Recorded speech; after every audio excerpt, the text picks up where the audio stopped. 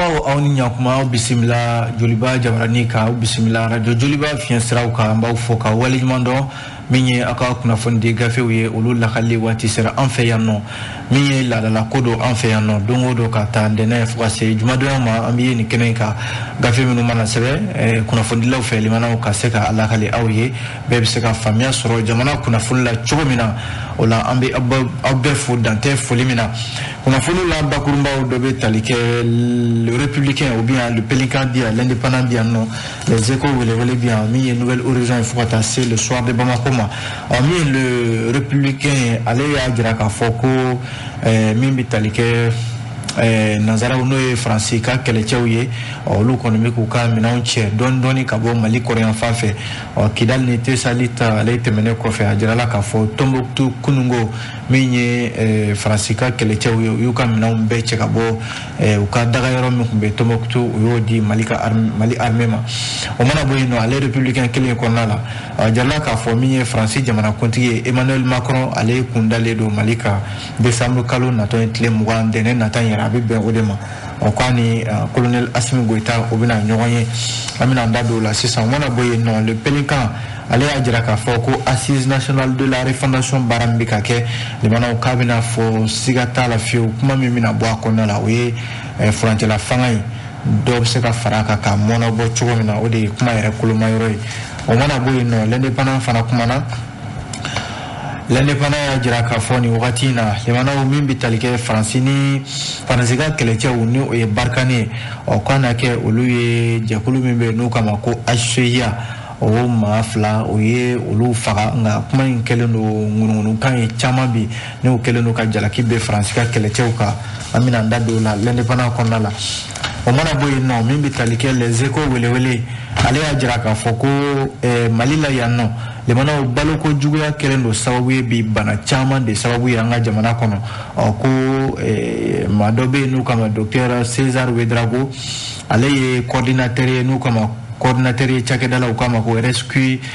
committee IRC ale nyini ngara les échos maufe aya Giraka Fo bana chama bebi lemana oni baloko juguya simbwala atoba de malila yanno ko mana boyino nouvelle horizon ya Giraka Fo ko mimbi talike Draman Jarani procureur corps de communicat tribunal la limana akeleno ka jalaki babbe communicat tribunal ka be ka sabu ke ko obi fili konna la sabu ko ni wati na obi ka mawu minemne ni minke bololo kanana maunu be ni olube kuma fu bololo kanate be wal mai ka kuma kan kata yere so bololo sanfe ko communicat keleno ko kota ko ka yere kelentai au Draman Jarako ni woni fili communicatif tribunal bolo amina anda do ala 600 ni soir de Bamako ye limana ale ya Giraka Foko chakeda do banfe anuka mako baramali ka abe joro do la joro mande ka sabu ke ko anake ube sharia nyama bi unuka barakela uche limana ugelabe no amina kunche ni o soir de Bamako ka fola ambada ni face de 7 le républicain le bana kuma fla de républicain konna la bi folo ka Giraka Fo Kidal ani Tesalit olu temene kofe républicain ya Giraka Fo ko Tombouctou Giraka Fo kunungo tarata décembre kalo tletan nani samba flani mwani kele minye francika kelechewe no ye barkani le bana ko uye uka daga roba mimbe no be Tombouctou mara konnala sanshegi o sigi kofe Giraka Fo ko yoro minye francika kelechewe naka tokomi kumbula o kunye serval de samba flani tan saba o kala kana yelema ka ke barkani bi barkani sanshegi uyo de ke Mali Korean fafe Kidal Tesalit ane Tombouctou uka sorasuka daga roba mimbe Tombouctou mara la kunungo kuya bele jele di Mali armema lemana obe men kofo oye ka fo Sahel konala no ban Sahelu Sahareni kabi jouer kalo samba flani mwani kele uka jamana nyamogo français jamana nyamogo de kodo lemana olu ya Giraka Foko francika keleche bina laje ka yelema badedo uka keleche minumbe Sahel konala o dobe talike ka dobo uka keleche hakela Mali Korean fafe o bara minun damne ne ni de lemana Giraka Foko minye Kidal ni Thessalite o de base ba minnu bɛ France ka kɛlɛcɛw bolo filɛ ka olu to yen an ka armée bolo kunu Tombouctou ta baara kɛra a jala k'a fɔ ko daga min filɛ nin n'o tun b'u bolo Tombouctou ko u kɔni y'a to Mali armée bolo nka min ye diɲɛ kɛlɛ tɔnba ka bolofara min bɛ yan n'o ye mission multidimensionnelle intégrée des Nations Unies pour la stabilisation au Mali MINUSMA limanaw MINUSMA ka cɛ 2,000 ni 200 o kɔni dagalen don Mali la yan nɔ o ni Mali sɔrɔsiw olu de bɛ ka France ka dagayɔrɔ ninnu olu de bɛ ka a minɛ France nɔ na ka sɔrɔ ka baara kɛ n'a ye républicain ka fɔ la limanaw ko nin ye baara ye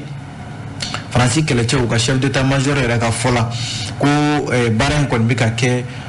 bonya bɛɛ lajɛlen kɔnɔ sabu ni Mali armée limanaw a bɛna fɔ u bɛ ka baara in kɛ ɲɔgɔn faamuya ani kuma ɲɔgɔnya kɔnɔna la sabu ka fɔ la ko n'i y'a ye olu bɛ ni yɔrɔ ninnu to yen Mali armée bolo ani kɔrɔnfɛla ninnu limanaw k'a bɛna fɔ France ka kɛlɛcɛw bɛ fɛ ka taabolo kura wɛrɛw de ta Sahel kɔnɔna la ko nka o tɛna baara ɲɔgɔnya bali u n'u dɛmɛjɛkuluw cɛ i n'a fɔ Sahel jamanaw olu ni ɲɔgɔn cɛ sabu ko kuntilenna 2 de bɛ France ka kɛlɛcɛw bolo bi o ye walejugu tigilamaw n'o ye groupes armés maw ye olu kɛlɛli ani u n'u dɛmɛbaw cɛ n'o ye partenaire n'u ye u n'olu ka se k'u bolo di ɲɔgɔn ma don nataw la min ye Bamasi wale ale bɛ se ka kɛlɛ cogo min na o de kɛra u ka kuma yɛrɛ ye limanaw ale républicain kelen kɔnɔ ko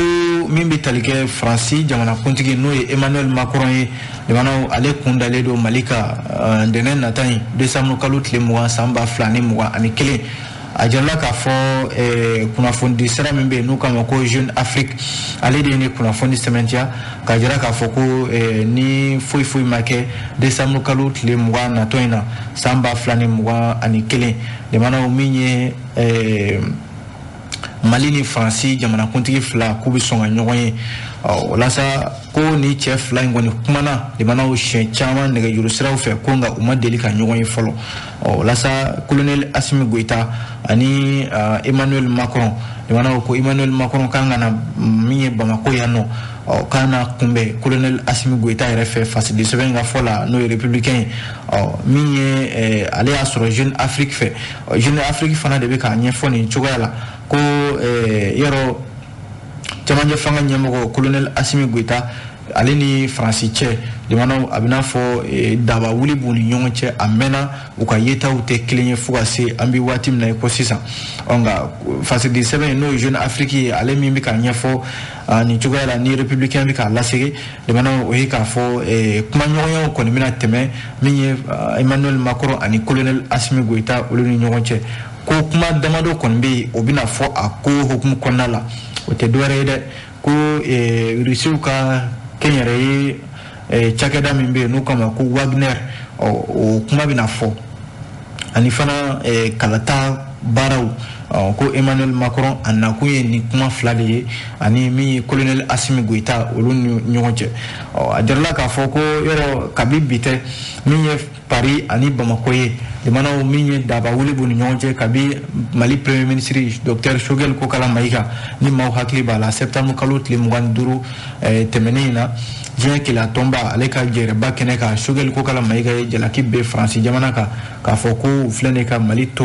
gɛlɛya kɔnɔ ka u fosi ka bɔ anw kɔrɔ ni o ye ko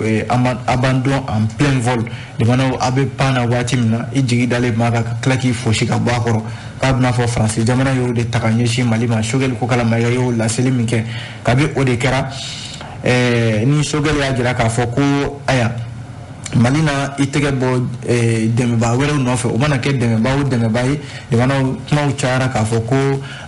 Rusiw ka kɛlɛcɛ dunan minnu bɛ ni o ye Wagner ye ko Mali jamana ɲɛmɔgɔw bɛ fɛ k'u bolo bɔ olu de nɔfɛ a b'o kuma kɔni fɔra ka ban Faransi ma se ka jɔ a ma se ka sigi u ye ɲangini fɛn fɛn fɔ k'u b'o ta ka ɲɛsin Mali ma o ɲanginiw y'olu kɛ nka limanaw min filɛ nin ye senna nin ye ni o ye Faransi jamanakuntigi n'o ye Emmanuel Macron ye ale ka nali Mali kɔnɔna yan nɔ limana k'a bɛ don da min kɔni fɛ o ye nin Wagner ko kuma ye wa fana CEDEAO kɛlen don ka jalakiliba min ta ka ɲɛsin Mali ma ko Mali jamana ɲɛmaaw kɛlen don ka kuma fɔ o tɛ ka layidu bato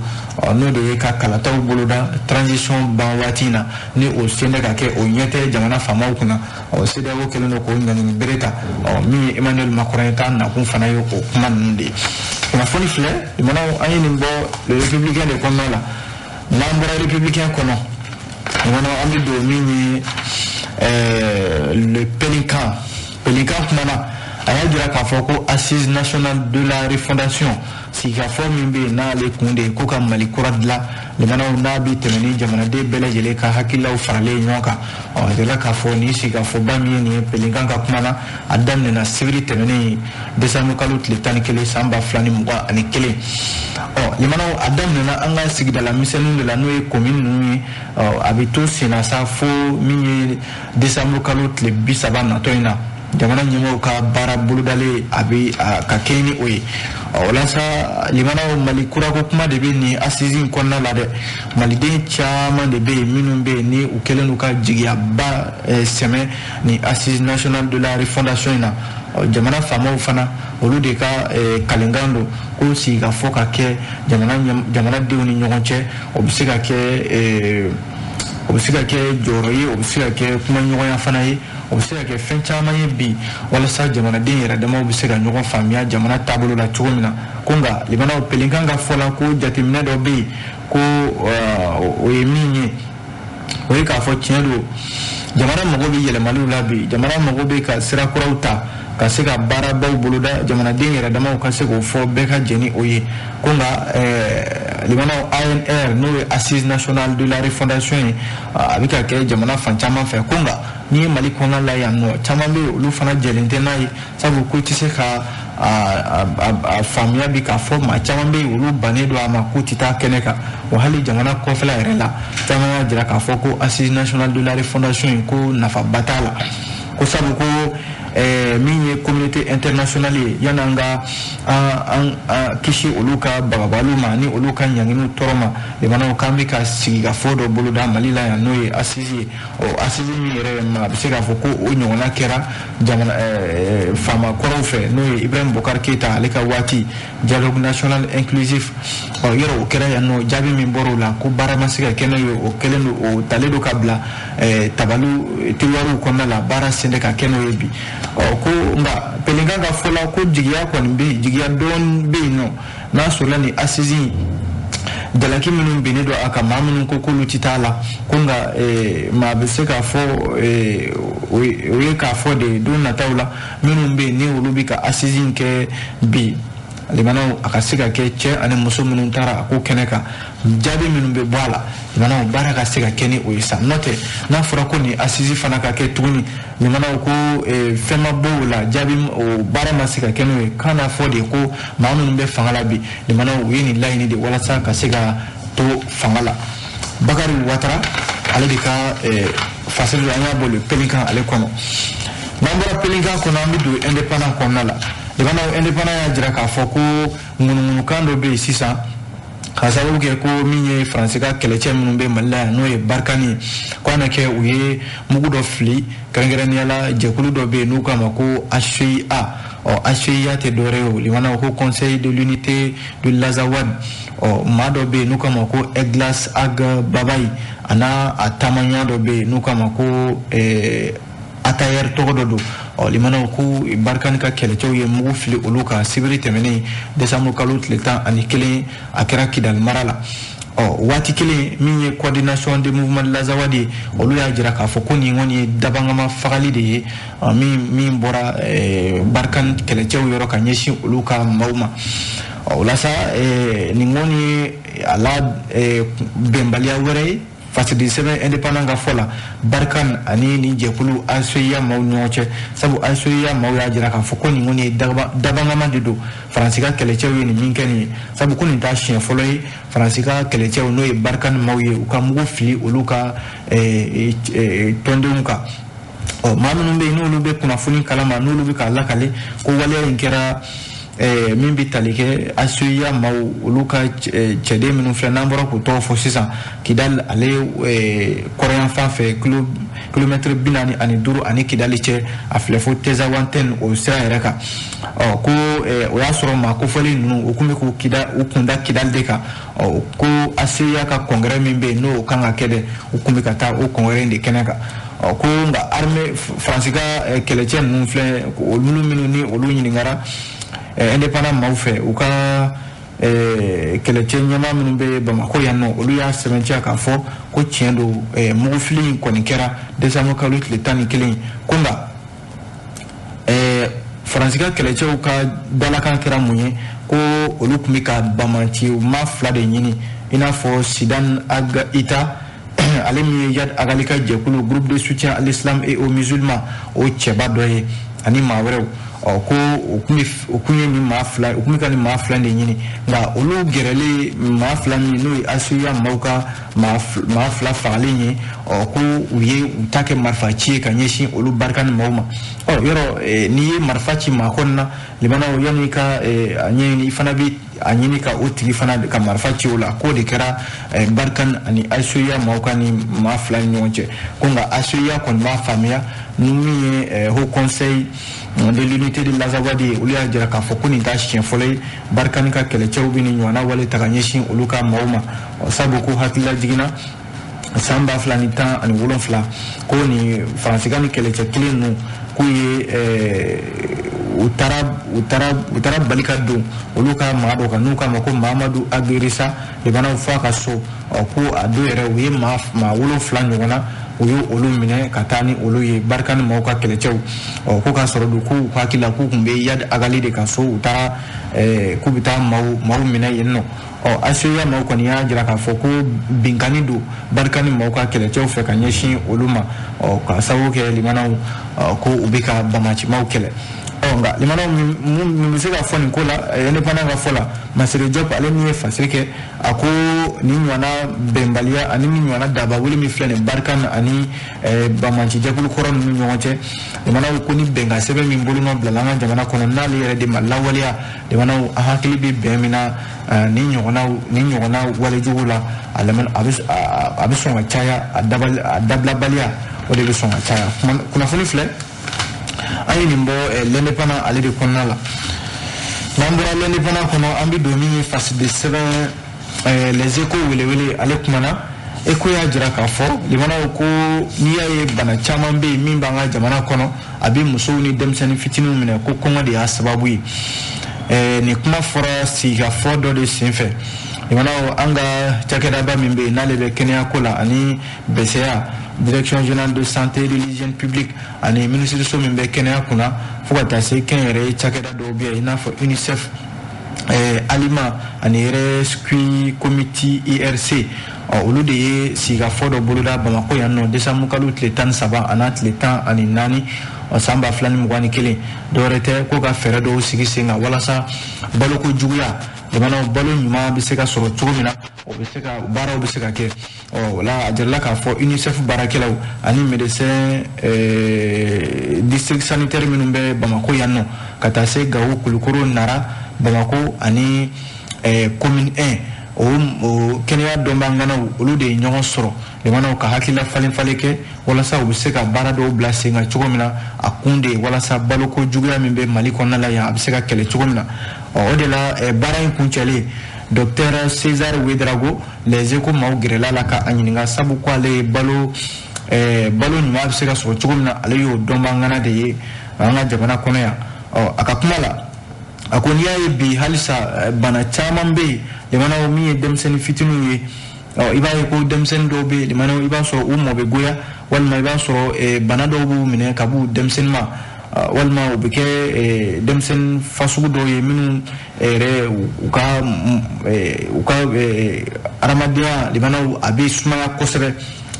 ko dɔwɛrɛ tɛ dɛ balo min bɛ sɔrɔ n'u b'a dun i b'a sɔrɔ a balo ninnu dɔw bɛ yen limanaw i kan ka nafa min sɔrɔ a la a balo ninnu i b'a sɔrɔ i t'o nafa sɔrɔ a la ka taa se fana ko balo caya tɛ nka nafa min b'a la o de ka caya o de la ko iba ye demseni nu caman be demseni fitinin bana caman be o bu soro ka sabu ke baloko gele o de la ka se ka o kele ko tableau flabé tableau flami le manaw a fomu ko malnutrition aiguë no de le manaw balo rete soro iba soro a tigilama a fasaledo walma fanga batala walma ni bananiya mine dro iba soro bu songa ke bana wore obi le ma ke bana juwere a fomu fana ma ko malnutrition chronique le manaw no de balo ko juya mimbe na abito furu inofe watija e mana balo soro le manaw ko ibo o ke ini lahina iba soro ati nafa foinye iye krengere nyala le manaw ibe mado iba soro kundama ka soro kosebe ko dorete balo geleya balo minuni nafa tala de iba soro achamanga dunta be kabu demsenma docteur César Ouedraogo akode stratégie la mi chagada chamani olubi ka nyon soro Bamako ya wala saka siga fere chaman tige mali dugu misani chaman be ko yoro minun be ni jatemne kera ka foko balo nyimati sore gawuni kulukoroni narani Bamako commune yoro chaman be o biseka uni jamana nyamaw biseka fere tige wala chogumna note ko demjoni fitunu na balo do be ina fo tiga degeni ona nyana minnu ni obidi demseni fitunuma ako ode sende ka labolike a sera jamana famaw ni kenre chakera minnu biya uka bolo blau kuna wala sa ni nyana balo ko gelya demana chama misera bala chugumna note ko bana fefe be na bi demseni fitunu musula ka umne ka kun futala limana ni balo ko gelya rete Mohamed Meba Temili ani mafenen jara olu de fasiri ke le wana aya bo les échos wele kono na ngora écho kono la le wana ami do mi nouvelle horizon ale kono nouvelle horizon ya jara ka foko sharia sala le wana procureur mi be na le be communicatif kuna daraman jara procureur korodo communicatif labbi nga jara ka fo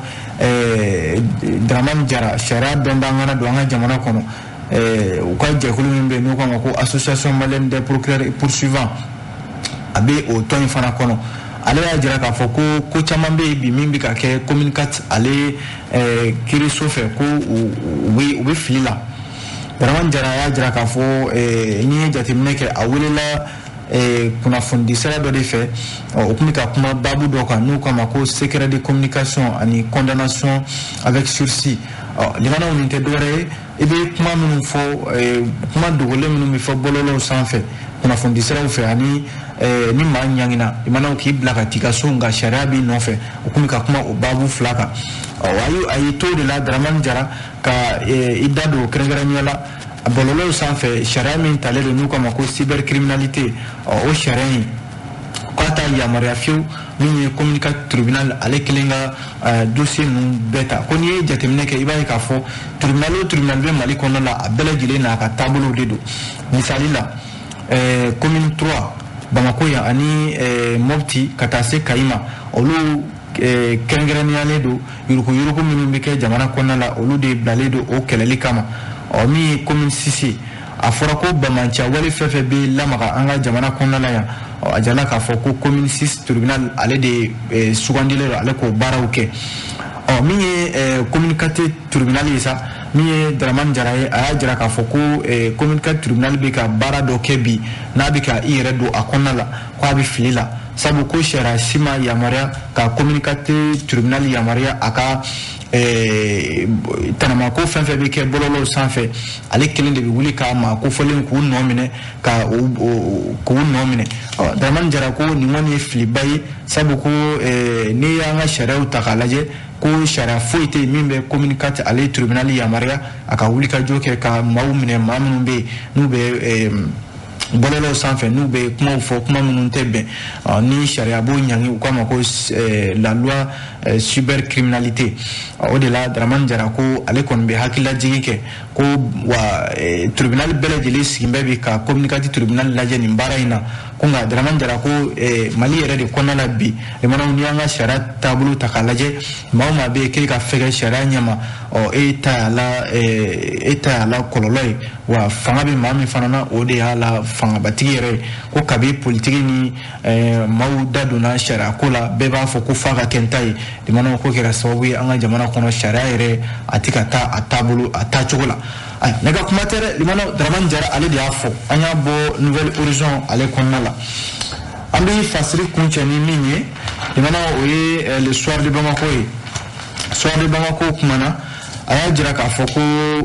direction générale min filɛ nin ye Baramali ale tɔgɔ la limanaw ko sariya kɛlen don ka ale ɲangi bi k'a sababu kɛ Baramali ɲɛmɔgɔyaso u ka bolofara min ɲɛsinnen don u ka adamadenw ka koɲɛ ma direction des ressources humaines ka na kɛ bi a bɛna fɔ ale bɛ sariya sanfɛ ko bi u y'a ɲini ka u yɛrɛ ka hakilila sɔrɔ walasa sariya ye ɲangini min ta k'u sɛgɛrɛ limanaw n'o de ye u ka cakɛda in ani u ka syndicats ni ɲɔgɔn cɛ ko u ma se ka jaabi ba sɔrɔ sabu ko baarakɛla caman bɛ bi u kɛlen don ka olu gɛn ka bɔ baara la Baramali maaw ka cakɛda in na yen o de la sa a jirala k'a fɔ décision min taara tribunal administratif fɛ k'a fɔ ko direction générale min filɛ nin Baramali tɔgɔla décembre kalo tile 10 tɛmɛnen san 2021 u ka baarakɛla 2 bɛ yen ko a na kɛ olu ye baara ta ko nka limanaw tribunal administratif olu de y'a yamaruya ko nka a nana ye k'a fɔ sɛbɛn wɛrɛ tilala ka bɔ tuguni Baramali ɲɛmɔgɔyaso yɔrɔ k'u ka sara k'a tigɛ ani ka tila k'u gɛn ka bɔ baara la limanaw ni sariya tigɛra k'a fɔ ko aya karisa jo t'a la karisa jo b'a la maa min ye sariya tigɛ e tilala ka u ka sariya kɔ kari tuguni ko Baramali b'o de hukumu kɔnɔna la bi sabu k'u n'u ka cakɛyɔrɔ baarakɛla dɔw bɛ yen u sen tɛ ka ɲɔgɔn ye o ko siratigɛ la o de la bi syndicat minnu bɛ yen n'o bɛ Baramali kɔnɔna la n'o bɛ u ka baarakɛlaw lafasa a jirala k'a fɔ bi o syndicat yɛrɛ ni Baramali maaw u sen tɛ ka ɲɔgɔn ye k'a sababu kɛ ko syndicat bɛ ka lafasali min ta ka baarakɛlaw sɛgɛrɛ a na kɛ o bɛn tɛ min ye Baramali ɲɛmɔgɔyaso ma nka o t'a la ko ye nka min ye sariya ye ko ale ye kiiri dɔw tigɛ décembre kalo tile 10 tɛmɛnen na kiiri tigɛra nka a yira k'a fɔ ko min ye Baramali ɲɛmɔgɔyaso ye u bɛ ka tanama ko wɛrɛ ta ka ɲɛsin u ka baarakɛlaw ma walima k'u gɛn ka bɔ baara la walima ka tila k'u ka saraw olu tigɛ limanaw kunnafoni filɛ an b'a bila nin kan yan an sera ka min sɔrɔ ka di aw ma yan nin waati ka bɛn ni waati ye o ye nin ye k'aw bɛɛ lajɛlen fo ka aw waleɲuman dɔn an bɛ an dɛmɛbaaw fo n'o ye Kanam ani Amo maaw ye olu de kɛlen don ka dɛmɛ ta ka ɲɛsin nin jɛmukan in ma o la an b'aw bɛɛ fo an b'a fɔ a k'an bɛn sini ni Ala sɔnna